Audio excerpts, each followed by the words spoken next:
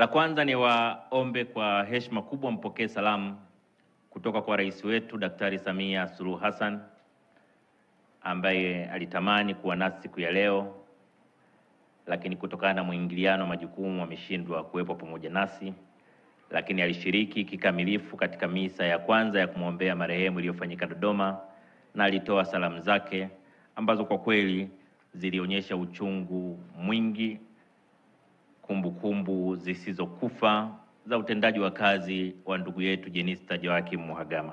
Mheshimiwa Rais amenituma tena niwape salamu nyingi za shukurani kwa utumishi wa Jenista, shukurani nyingi kwa familia yake, kwa ndugu zake, lakini vile vile shukurani nyingi kwa wananchi wa jimbo la Peramiho na wananchi wa mkoa wa Ruvuma, ambapo ndipo alipotoka Jenista ambaye alikuwa na utumishi wa kutukuka kwa nchi yetu.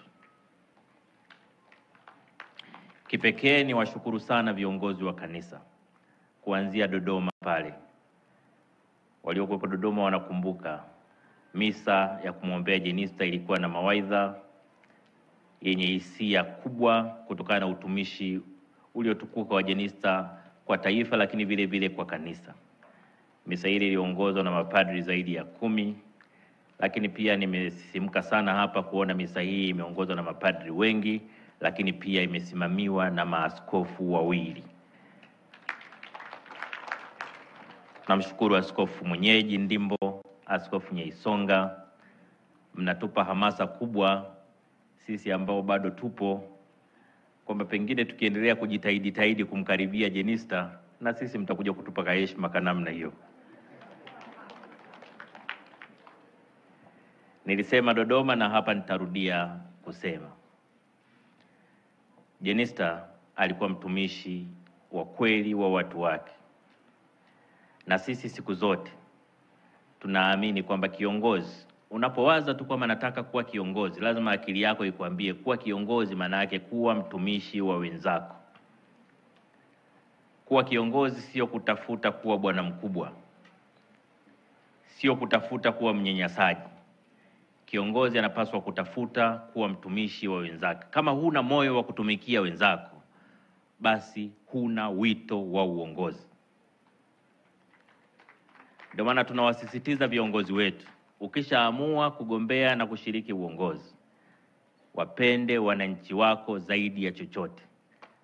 Kuwa tayari kuwatumikia wakati wote.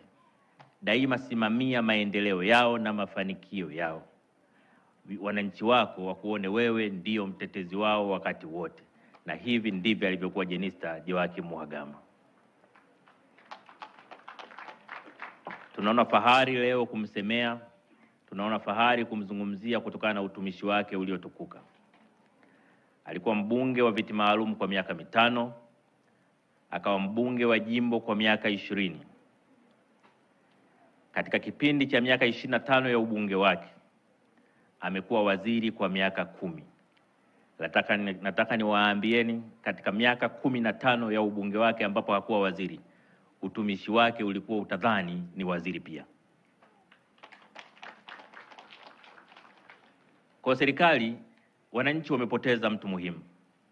Serikali imepoteza mtu muhimu, lakini Chama cha Mapinduzi pia kimepoteza mtu muhimu sana. Ameshika nyadhifa zote unazoweza kuzifikiria kwenye chama.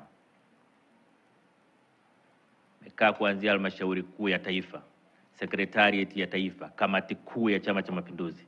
Kote mchango wake hautaweza kufifia. Ndio maana naibu katibu mkuu wa CCM ameweza kufika kwenye msiba akiwa na sare ya kijani kwa kutambua mchango wa Jenista.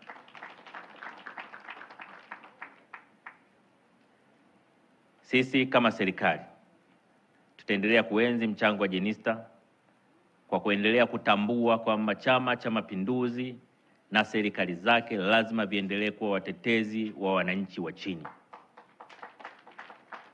Wananchi wenye shida, wananchi wenye matatizo lazima wakati wote waone Chama cha Mapinduzi ndio chama chao cha kukimbilia. Ikishafika mahala wananchi wanashindwa kwenda kusema matatizo yao kwa viongozi wa chama au viongozi wa serikali ya CCM, maana yake ni kwamba utetezi wetu kwa wananchi umechuja, wananchi wamechoka. Naomba viongozi wote wa serikali wahakikishe kwamba wananchi wa kawaida ndio wanakuwa kipaumbele chao katika maisha ya kila siku.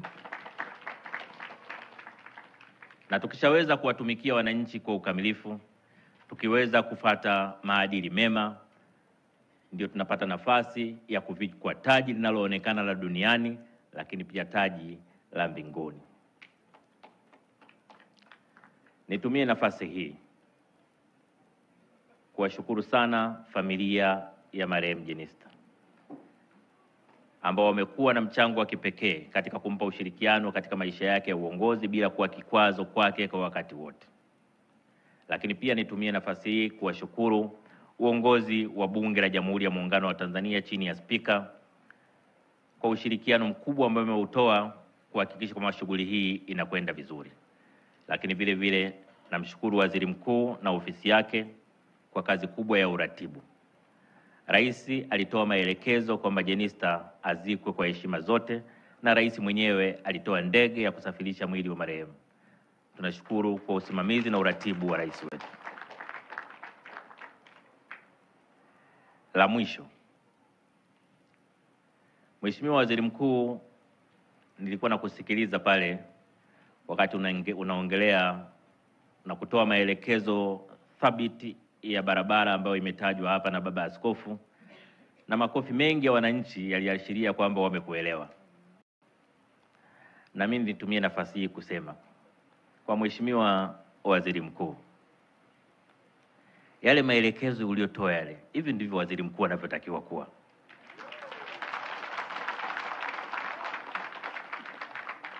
Sio waziri mkuu dhaifu naye anaenda kulia pale, na mimi nashangaa barabara hii wa kandarasi. Huyo sio waziri mkuu tena huyo. Waziri mkuu anapewa tatizo, anatoa maelekezo pale pale. Kwa hiyo na mimi naona raha nikikuona mimi tukikutana, na mimi nitakuwa nakuita kwa sababu tu ya Rwanda pale, nitakuwa nakuita waziri mkuu mwandamizi.